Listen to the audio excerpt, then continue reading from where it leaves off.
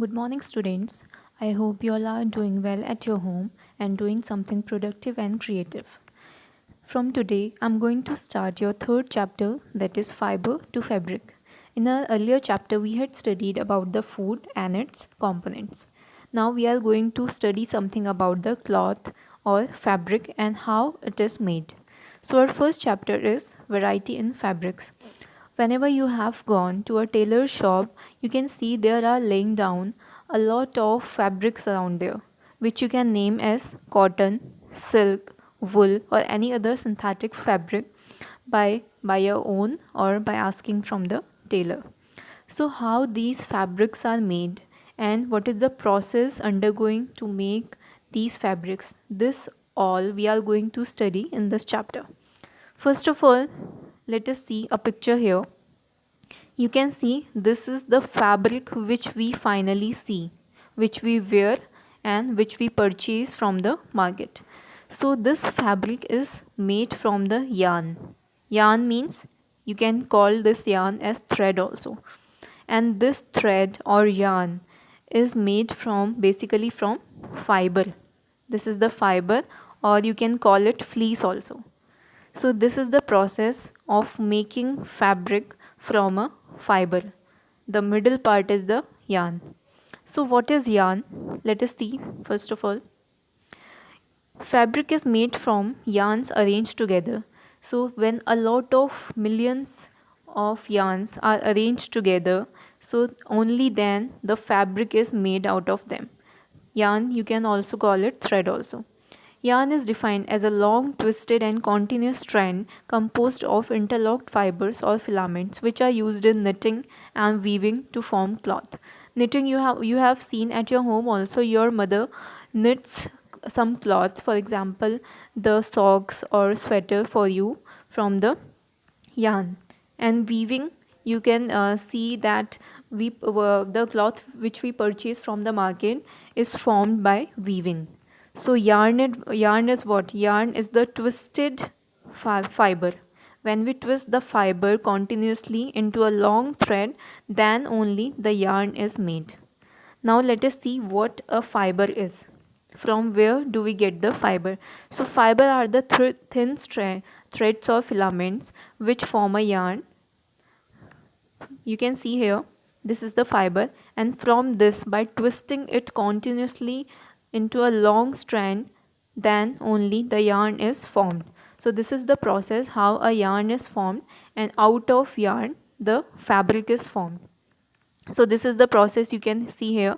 From fiber you can form yarn, and from yarn you can form the fabric. Now there can be various types of fibers. Some of the two main types of fibers are the natural fibers and the synthetic fibers.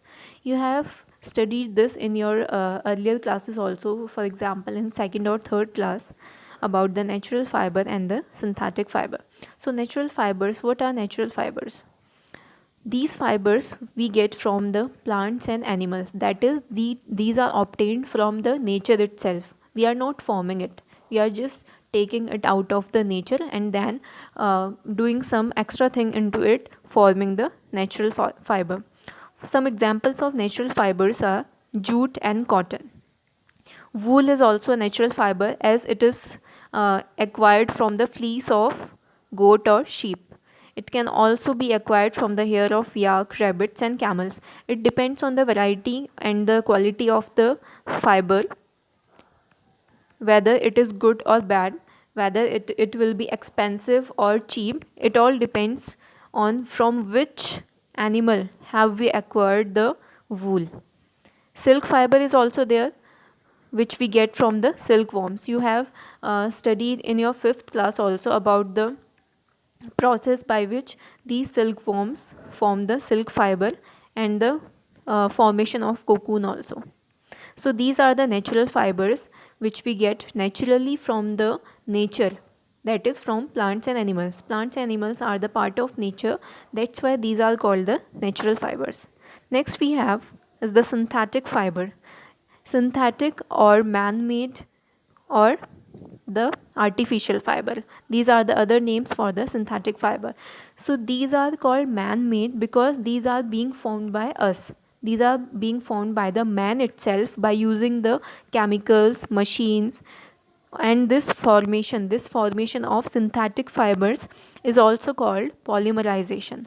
About polymerization you will get to know in your higher classes. Right now you just have to study about synthetic fibers. So some of the examples of synthetic fibers are nylon, acrylic, and polyester. You wear these clothes also, in which like nylon shirt or polyester shirt, these cloths you wear also, but you have not realized that of which material it is made up of. Okay, now there are some properties of natural fiber and synthetic fiber. First property we have is natural fibers are fibers that are found in nature. So we have studied in the definition itself that natural fibers are the fibers which are obtained from the plants and animals. For example, cotton, jute, wool, these are the natural fibers. Then synthetic fibers are man-made or simply prepared in lab using the chemicals and machines. For example, nylon, Teflon, etc. So these are the synthetic fibers.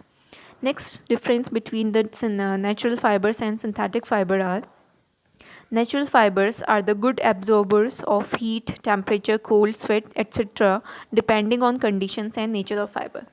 So it is advised to you to wear cotton cloths in summers. Why? Have you ever thought about it? Why is it advisable to you to wear the cotton clothes in summers? This is because cotton is a good absorber of sweat. We don't get the sweat in winters, right? Unless you are working out or doing a lot of exercise. But in other conditions we get a lot of sweat in summers only. So in summers cotton is used to wear because it can absorb your sweat very quickly and easily. But on the other hand, if you wear any synthetic fiber, for example nylon or polyester, it will never ever absorb your sweat and it will make you feel uncomfortable. That is, you can feel wet. Okay, so this is the other difference between the natural and synthetic fiber. Synthetic fibers do not have the pores because they are made up of chemicals and they are not good absorbers. So that's why it is advisable to you to wear the cotton cloths in summer because it can absorb your sweat very easily. Next difference between the natural and synthetic fiber are natural fibers are comfortable in use. If you compare a cloth of cotton and a cloth of polyester, by wearing it you can yourself tell which one is more comfortable. It is very easy to recognize, it is very easy to identify which one is more comfortable to wear and which one is not. So natural fibers are comfortable and these synthetic fibers are not as comfortable as the natural fibers. Next difference we have is that the natural fibers, their length can be is obtained naturally and it is not possible to change the fiber structure. Once the fiber is made, then after that you cannot change the length of the fiber. But in synthetic fibers it is all in our hands. That is, it is all in the hands of the man itself because man is preparing these type of fibers. So the length of the fiber can be easily controlled by the it can be easily varied or changed by the man itself by going through some other processes. So these were the differences between the natural fiber and the synthetic fibers.